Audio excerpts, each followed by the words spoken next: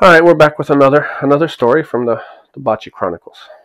Um, so I'm working at the bar. I was asked if I'd come on board to run this club, and at first I wasn't interested in it, but then after negotiations and a nice paycheck, I was like, you know what, 24 or 25. If I don't have anything good by 25, I plan on leaving anyway, so we'll give it a shot. So I took the job. I quit the bar in Yokohama Stoves, and I went to Yokohama Gas Panic to help with. It was me and two other managers running it. One would look at the. I would like run over the bar, or one would look at the floor and kind of thing. So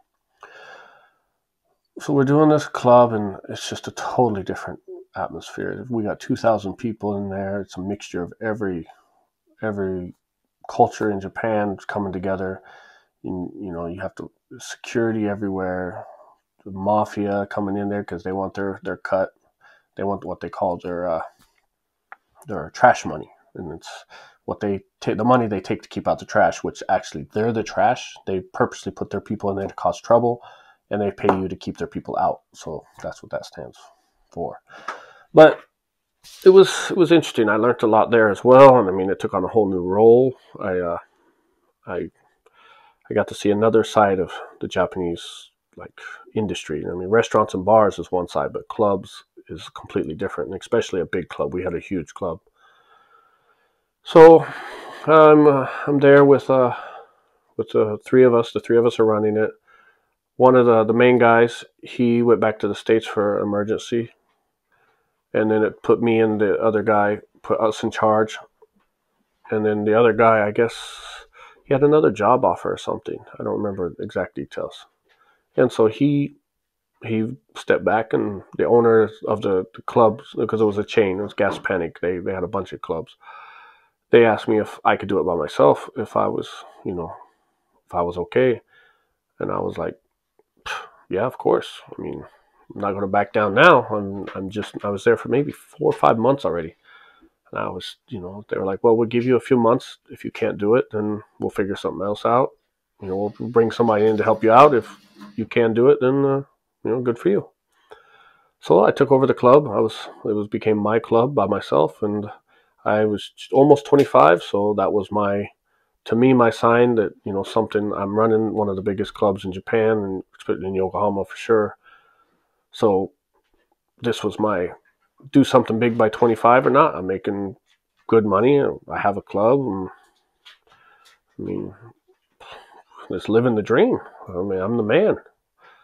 So took over the club and did what I could to adjust it to Yokohama style. I called in my friends who played for the baseball teams to come in and stuff, and they started coming in. They loved it, and the club got busier and busier.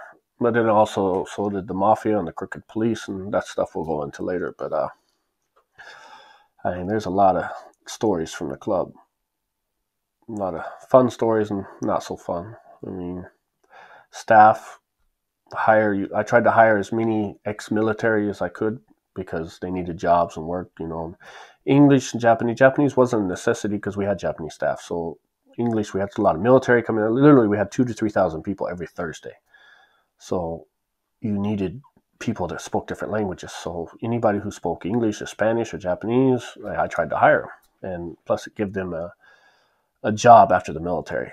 And for security, I would hire active military to come in, and they would do security, make a little extra cash on the side, and it was good. I mean, you hire a lot of different people, and you have your issues with some people. Like we had a couple people who were stealing and stuff, so we had to fire them, stealing from staff.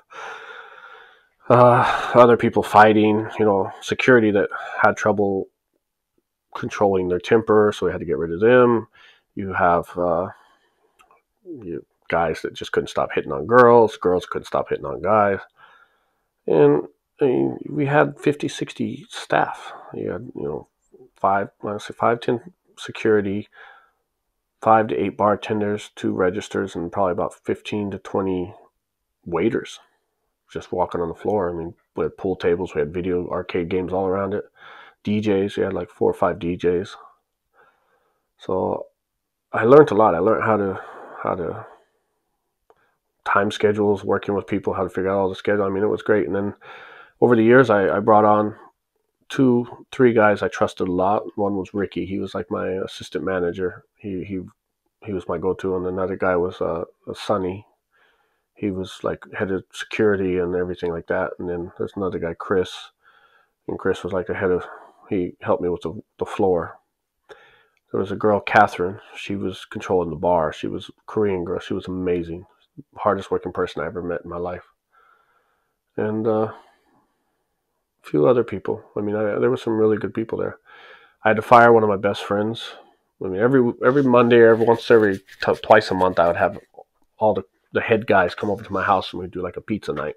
That way we could talk and, stay close, and they bring their wives and, we would just sit there and we would play games. The wives would sit in the other room talking and stuff. And one of the guys, he was from Panama, great guy. He was the head of my security. And he just couldn't be on time. He just late all the time. And I had changed the rules where if you're late over 10 times a month, then you're fired. So this was New Year's Eve, the busiest day of the year. I mean, the 3-4 hour wait outside is just so packed, and we have to come in so early in the morning to prepare.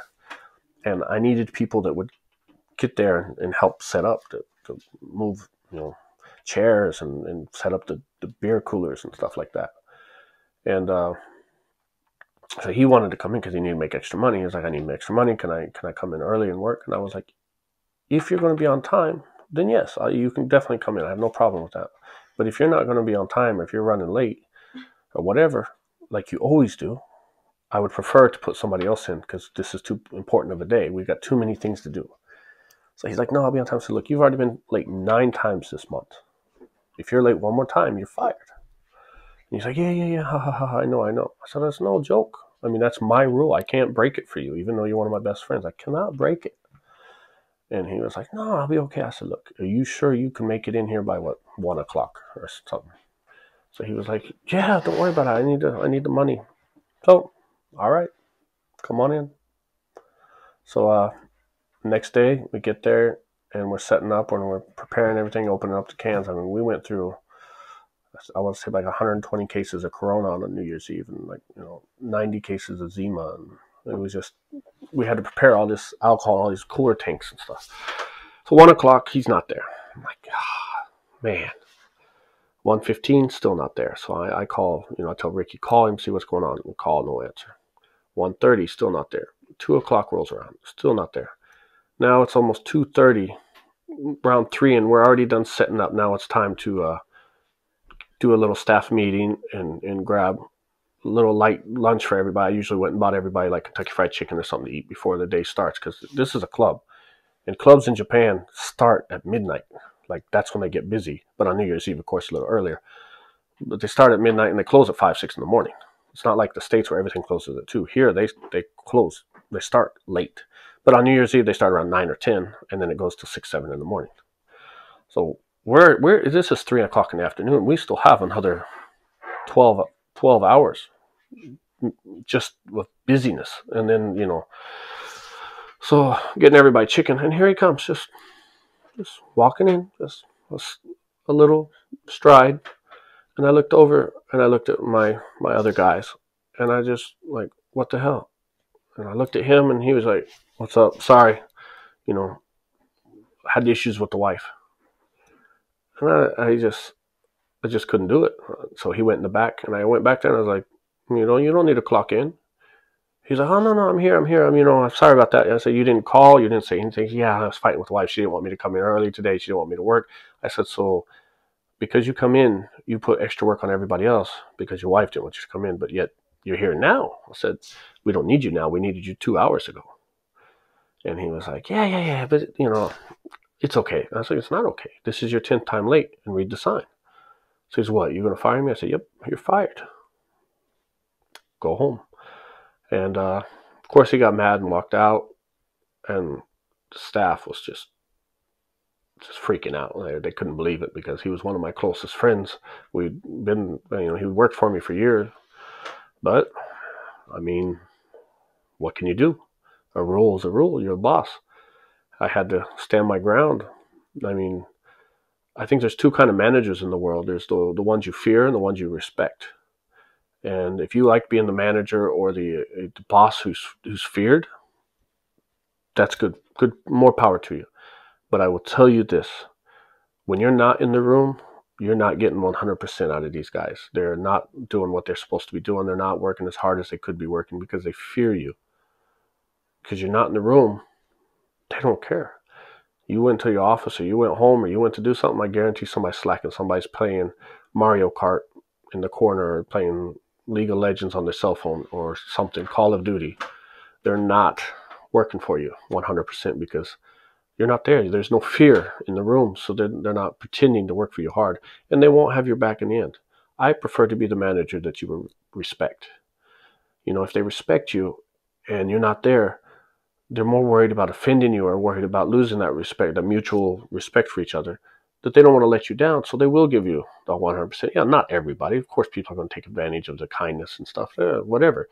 But you will get more done out of people who respect you. So that was my whole policy.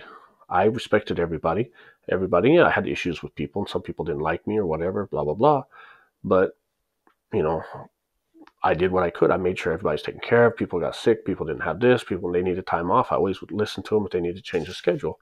But my rule was my rule, and that was set in stone. I made it because of the people who were taking advantage. So when I fired him, I think I went from being the respected boss to the feared boss for a couple of days, because now everybody realized if I fire one of my best friends, you know, who's to say I'm not going to fire you? So that was one of my issues and my stories with the good old club. And I'll get more into details, more mafia and stuff soon. That's, I'm sure, the interesting stories for most of you. Well, I hope you enjoyed it. Catch you soon.